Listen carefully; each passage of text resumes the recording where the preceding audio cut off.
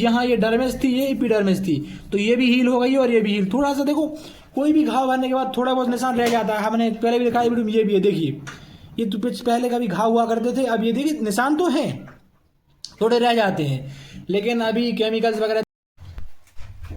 Hello guys, कैसे हैं आप सभी। आज हमें बात करनी है basic principle of bound healing के बारे में। जो अपनी बॉडी में बाउंड्स या घाव हो जाते हैं वो कैसे हील होते हैं, कैसे ट्रीट होते हैं, कैसे ठीक होते हैं, कैसे भरते हैं, इन सभी के बारे में आज हमें चर्चा करनी है और डिस्कस करना है कि ये बाउंड हीलिंग है जो कैसे होती है। इसके पहले हमें समझना पड़ेगा कि बाउंड या कोई घाव कैसे बनता है, तो उसको अपन ऐसे समझ लेते हैं। मान के चलिए आप कहीं जा रहे हैं, आप कहीं पैदल चले जा रहे हैं और मान के चलिए आप कहीं पे किसी ने आपको या धक्का मार दिया या कहीं पे आप क्या हो गए, गिर गए। तो वहाँ आप गिरे तो आपको कोई चोट लग गई, कोई चोट लगी तो हो सकता है आप किसी हाथ में चोट लगी, ठीक है, हाथ में चोट लगी तो वहाँ क्या हुआ कि वहाँ आपको जो आपकी सेल्स हैं वहाँ या तो आपकी सेल में क्या होने लगा, ब्लीडिंग होने लगी, क्या होने लगी, ब्लीडिंग होने लगी। हो सकता है वहाँ क्या इन्फ्लामेशन हो गया, हो सकता है वहाँ आपको रेडनेस आ गई। और लेकिन ये रेडनेस और ये इन्फ्लामेशन ये अलग चीज़ है, लेकिन बाउंड एक अलग चीज़ है। बाउंड मतलब गड्ढा हो जाना, क्या हो जाना, गड्ढा हो जाना। मान के चलिए आपको कोई पत्थर चुभ गया और वो आपकी स्किन में जाके लगा और वो क्या, एक घाव बना गया। क्या बना गया, एक घाव बना गया। तो आप उसको कैसे ट्रीट करेंगे, कैसे वो ट्रीट होगा, कैसे वो भरेगा, कैसे वो हील होगा, उसके बारे में चर्चाएं करनी है। तो अपन बात करते हैं, अपन ने देखा बाउंड क्या होता है, उसके बाद अपन चर्चा करते हैं कि बाउंड हीलिंग की प्रोसेस क्या है। Bound healing is a complex cellular and biological process. ये कैसी प्रोसेस है, थोड़ी सी कठिन प्रोसेस है, क्योंकि हमने देखा होगा कभी कभी क्या होता है, कोई हमें घाव हो जाता है, आपके मान के चलिए आपके हैंड में कोई अगर घाव हुआ है, कोई अगर घाव हो जाता है तो कभी कभी वो ट्रीट नहीं होता, ट्रीट हो जाता है तो भरता नहीं है, बस आपकी उसमें से ब्लीडिंग बंद हो जाती है, जो बाउंड है वो आपका बना रहता है। तो ये सारी जो प्रोसेस होती है वो कैसे होती है, इसके बारे में हमें आज जानना है। थोड़ी सी एक कॉम्प्लेक्स प्रोसेस है और कैसी, एक लीडिंग प्रोसेस है, जिससे क्या होता है जो हमारी जो फंक्शनिंग है वो प्रॉपर चलती रहती है। Bound healing is a complex process, ये कंटिन्यूअस मतलब लगातार ये प्रोसेस चलती रहती है और एक बायोलॉजिकल प्रोसेस है। ये कैसी प्रोसेस है जो कैसे करती है, drived by cell to cell, मतलब सेल जो कोशिकाएं एक दूसरे से क्या करती हैं, कम्युनिकेट करती रहती हैं, बातचीत करती रहती हैं, कोऑर्डिनेट करती रहती हैं। इससे क्या होता है, जो हमारी सेल्स रहती हैं वो एक दूसरे से मिलकर और क्या करती है, बाउंड को हील करती है। इसके बारे में हम चर्चाएं करेंगे और इसमें कौन कौन सी प्रोसेस होती है वो भी हम जान लेते हैं। बेसिकली इसमें जो 4 प्रोसेस है वो मेन होती हैं।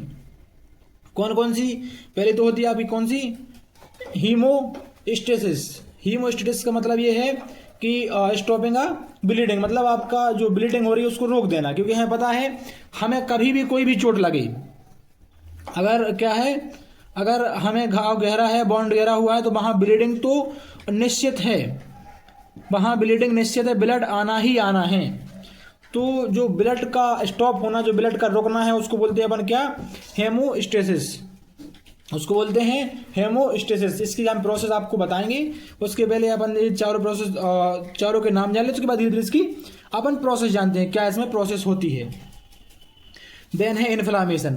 हमें पता है जब भी हमें कोई भी चोट लगती है, इन्फ्लामेशन और एट प्रेजेंट होता ही नहीं है, इन्फ्लामेशन थोड़े टाइम बाद होता है। हमें देखते हैं कहीं भी मान के चलिए हमें यहाँ चोट लगी हुई तो यहाँ हमारा यहाँ जो इन्फ्लामेशन है वो एक सर्टेन पीरियड के बाद होगा, थोड़े से टाइम के बाद होगा। एट प्रेजेंट यहाँ क्या ब्लीडिंग आ जाएगी, यहाँ अब खून निकलने लगेगा, लेकिन यहाँ क्या है, इन्फ्लामेशन या स्वेलिंग नहीं होगी, लेकिन कुछ टाइम के बाद। कब, जब हो सकता है आपकी ब्लीडिंग बंद हो जाए, जब आपकी ब्लीडिंग बंद हो जाए उस टाइम पे, तो ये इन्फ्लामेशन सेकेंडरी प्रोसेस होती है। और मैंने आपको पहले भी बताया हुआ है बेसिक सेल इन्फ्लामेशन और रिपेयरिंग के बारे में। अगर आपने वो पार्ट नहीं देखा है तो वो लेक्चर आप देख के आइए, इससे आपको ये चीज़ बहुत आसानी से समझ में आए। उसके बाद होता है प्रोलाइफरेशन। इसका मतलब होता है बिल्डअप ऑफ न्यू टिश्यूज, मतलब जब आपको इन्फ्लामेशन हो जाएगा तो जो ऊपर जो इन्फ्लामेशन हुआ है सेल पर, उसके इंटरनल जो प्रोसेस हो रही है उससे क्या रहेगा, जो आपके फाइब्रोब्लास्ट हैं और आपकी जो एंजियोसिस प्रोसेस रहती है, वो क्या करती है पास में आगे और एक सेल को डेवलप करती है। इससे क्या होता है जो आपका बॉन्ड है वो हील होने लगता है। उसके बाद लास्ट प्रोसेस होती है आपकी मैच्योरेशन, यहाँ पे रीमॉडलिंग, मतलब वो मैच्योर हो जाना, क्या जो आपके टिश्यू क्या हुए, न्यू टिश्यू बिल्डअप हुए हैं वो मैच्योर हो जाते हैं और क्या है नया मॉडल का, एक न्यू मॉडल का फॉर्मेशन कर लेते हैं। जिससे क्या होता है जो हमारी स्कार फॉर्मेशन है, जो हमारी स्ट्रेंथ है वो बन जाती है। अपन इनको थोड़ा सा बारी बारी समझ लेते हैं। हेमोस्टेसिस क्या होता है, तो देखिए हेमोस्टेसिस क्या होता है, ब्लड वेसल, ब्लड वेसल, अब क्या इसमें क्या होता है ब्लड वेसल क्या है, ब्लड रहे निकलने लगता है, ये हमारी क्या है ब्लड वेसल है, क्या हमारी ब्लड वेसल है, ये हमारी ब्लड वेसल। यहाँ में कोई बाउंड होता है तो हमारी स्किन से स्किन को पार कर जाता है, जो लेयर है उसको क्या कर जाता है पार कर जाता है, और लेयर पार कर जाने के बाद कहाँ हमारे ब्लड वेसल तक वो घाव पहुंच जाता है, इसलिए क्या हमें ब्लीडिंग होने लगती है।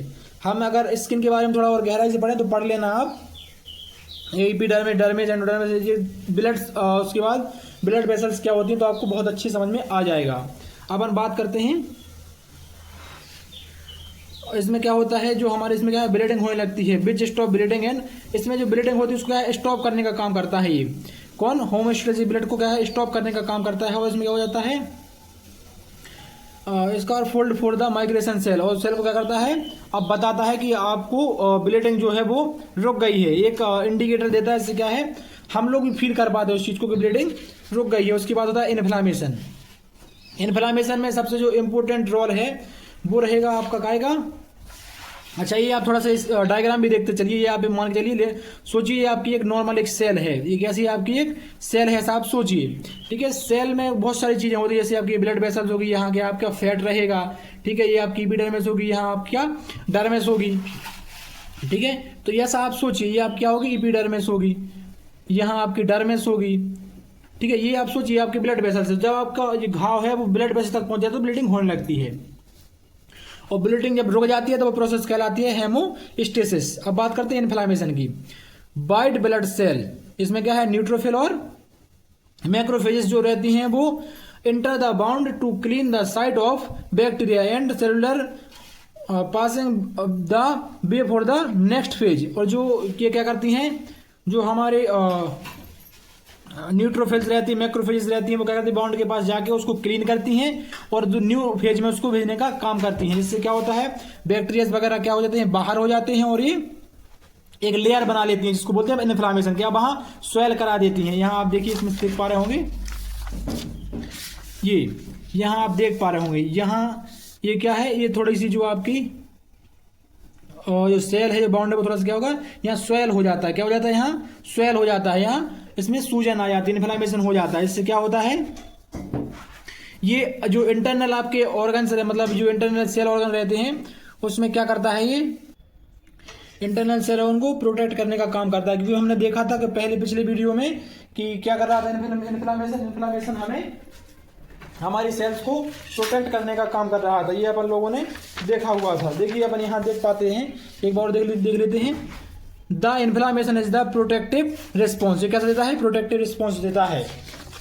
तो इसको भी हमें क्या है देख के चलना है। अब अपन बात कर लेते हैं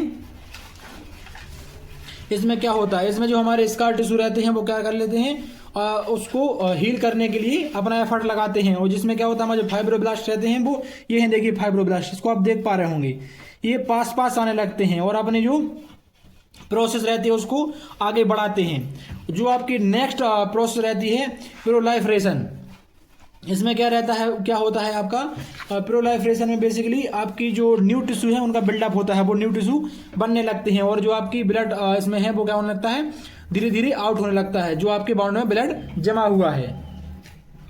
bound blood is the rebuild new blood vessels और फ्रॉम द एंजियोजेनेसिस फाइब्रोब्लास्ट में डाउन ऑफ द कोलेजन। जो आपके कोलेजन और फाइब्रोब्लास्ट रहते हैं वो क्या करने लगते हैं अब वो पास आने लगते हैं, जिससे क्या होता है कि एक मैट्रिक्स बनाने लगती है, क्या है एक जाल सा बनाने लगते हैं। इससे क्या होता है जो हमारी इपिथेलियल सेल है उसको क्या कर लेते हैं माइग्रेट करते हैं, उसको बढ़ाते हैं और क्या करने लगते हैं जो भी जो बाउंड रहता है उसको क्या करते हैं क्लोज कर देते, बाउंड क्या करते हैं बंद कर देते हैं। जिससे क्या रहता है जो भी गड्ढे बने हुए हैं आपकी स्किन में उनको ये धीरे धीरे भरने लगता है, हील करने लगता है और बैरियर्स क्रिएट करता है क्या में स्किन में, इससे क्या हो कोई फॉरेन पार्टिकल हमारी बॉडी के अंदर एंटर ना कर सके। जो नेक्स्ट प्रोसेस रहती है, देखिए यहाँ आप देख पा रहे होंगे ये फाइब्रोब्लास्ट जो है ये क्या है पास पास आने लगे हैं। देखिए फाइब्रोब्लास्ट क्या है पास पास आने लगे हैं और न्यू टिश्यू का फॉर्मेशन कर रहे हैं। जब ज़्यादा पास में आ जाएंगे तो जो आपका ये बाउंड है ये ऊपर आ जाएगा और जो आपके फाइब्रोब्लास्ट है यहाँ क्या है कवर कर लेंगे और एक बिल्डिंग फॉर्मेशन करा देंगे और इससे क्या है टिश्यू का निर्माण यहाँ पे कर देंगे। ये आपका क्या है, यहाँ आपका क्या होता है जो आपकी सबक्यूटेनियस लेयर रहती है, सबक्यूटेनियस लेयर रहती है वो उसका जो फैट रहता है वो यहाँ रहता है। ये ब्लड वेसल हम पहले से जानते हैं, ठीक है। अब हम बात करते हैं दूसरा मैच्योरेशन या डीमॉडलिंग के बारे में। इसमें क्या होता है newly deposit tissue and regenerate and strengthness. अब इसमें क्या होता है न्यू टिश्यू का क्या हो जाता है निर्माण हो जाता है, नए नए टिश्यू क्या होने लगते हैं बनने लगते हैं, न्यू टिश्यू बन जाते हैं। तो देखिए अब यहाँ देख पा रहे होंगे initial disorganize the collagen is replace and the scar mature and shrink to the restore maximum possible tensile strength. मतलब जितनी भी संभव कोशिश है उनकी किनकी आपके रीमॉडलिंग प्रोसेस की और आपके फाइब्रोब्लास्ट की और आपके फाइब्रोब्लास्ट और कोलेजन की जितनी भी संभव कोशिश है वो उसको क्या करते हैं कवर करने की कोशिश करते हैं। जिससे आप यहाँ देख सकते हैं जो इसमें क्या हो जाता है आपके नए जो टिश्यू हैं वो बन जाते हैं और जो कोलेजन है वो क्या हो जाता है रिप्लेस हो जाता है। इसका जो टिश्यू रहते हैं उसको क्या वो मैच्योर हो जाते हैं और यहाँ श्रिंक मतलब वो अपने आप को ऐसे सुपीट लेते हैं, क्या कर लेते हैं, जिससे क्या होता है कि जो हमारी सेल्स है जो फाइब्रोब्लास्ट है पास पास आ जाते हैं और एक क्या उसको कवर कर लेते हैं। जिससे आप यहाँ देख पा रहे होंगे जो फ्रेशली हील्ड ये डर्मिस है, देखिए यहाँ ये डर्मिस थी ये एपिडर्मिस थी तो ये भी हील हो गई और ये भी हील। थोड़ा सा देखो कोई भी घाव भरने के बाद थोड़ा बहुत निशान रह जाता है, हमने पहले भी दिखाया वीडियो में, ये भी है देखिए ये तो पहले कभी घाव हुआ करते थे, अब ये देखिए निशान तो हैं थोड़े रह जाते हैं, लेकिन अभी केमिकल्स वगैरह इतने आते हैं कि हम चाहें तो इसको भी ठीक कर सकते हैं। लेकिन केमिकल का थोड़ा सा हमें पता है कि दुष्परिणाम होता है इसलिए यूज नहीं करते हैं। अब क्या है successful healing require a clean voice environment and optimal system health. अब ये सिस्टमेटिक जो प्रोसेस थी वो खत्म हो गई और हमारी जो हीलिंग है वो सक्सेसफुल हो गई है। अब थोड़ी सी हम बात कर लेते हैं यहाँ पे कि इसके जो बाउंड हीलिंग के फैक्टर हैं इफेक्ट कैसे करते हैं, कुछ फैक्टर इफेक्टिंग की बात कर लेते हैं। जैसे कि इन्फेक्शन है, अगर कोई बॉडी में इन्फेक्शन हुआ है किसी बाउंड का तो उस वजह से थोड़ा सा टाइम लग सकता है, या फिर पुअर ब्लड सप्लाई है, मान के चलिए कि ब्लड की सप्लाई प्रॉपर नहीं हो रही, उस वजह से भी क्या बाउंड हीलिंग में प्रॉब्लम हो सकती है। या फिर इस कुछ टाइप है जैसे कि साइज या लोकेशन, मान के चलिए बाउंड क्या है बहुत ज़्यादा बड़ा बाउंड है या बहुत ज़्यादा बड़ा घाव है तो उसको हील होने में थोड़ा टाइम लग सकता है। और लोकेशंस पे भी डिपेंड करता है कि ये कहाँ पे है, इंटरनल है या एक्सटर्नल है। उसके बाद एज मैटर करती है कि किस एज में है, क्योंकि हमें पता है कि कभी कभी जब लोग कैसे रहते हैं यंगेस्ट रहते हैं तो उनके घाव जल्दी हील हो जाते हैं, या थोड़े से बुजुर्ग रहते हैं जो एजेड रहते हैं उनको थोड़ा सा टाइम लग जाता है। बात करते हैं न्यूट्रिशन पर, तो न्यूट्रिशन का भी एक बहुत इंपॉर्टेंट रोल है। अगर आप बहुत अच्छी डाइट फॉलो करते हैं तब भी आपके घाव हील होने में आसानी होती है। अगर आप बहुत अच्छी डाइट फॉलो नहीं करते हैं तो डिसीज़ वगैरह या मतलब कोई भी घाव वगैरह होने में समस्याएं हो सकती हैं, मतलब हील होने में समस्याएं हो सकती हैं। देन है आपका डिसीज़, अगर कोई बीमारी है जैसे कि मान के चलिए अगर आपको डायबिटीज़ है तब तो हमें पता है कि बहुत मुश्किल होती है बाउंड हीलिंग होने में। तो ये सब चीज़ें हैं। गाइस मैंने पूरी कोशिश की है कि आपको एक आसान भाषा में समझा सकूं। ये आपके नोट्स में प्रॉपर आपको शॉर्ट वीडियो में मिल जाएंगे। अगर आपको वीडियो पसंद आया तो लाइक करें, चैनल को सब्सक्राइब करें और हमें फॉलो करें। Okay guys, thank you.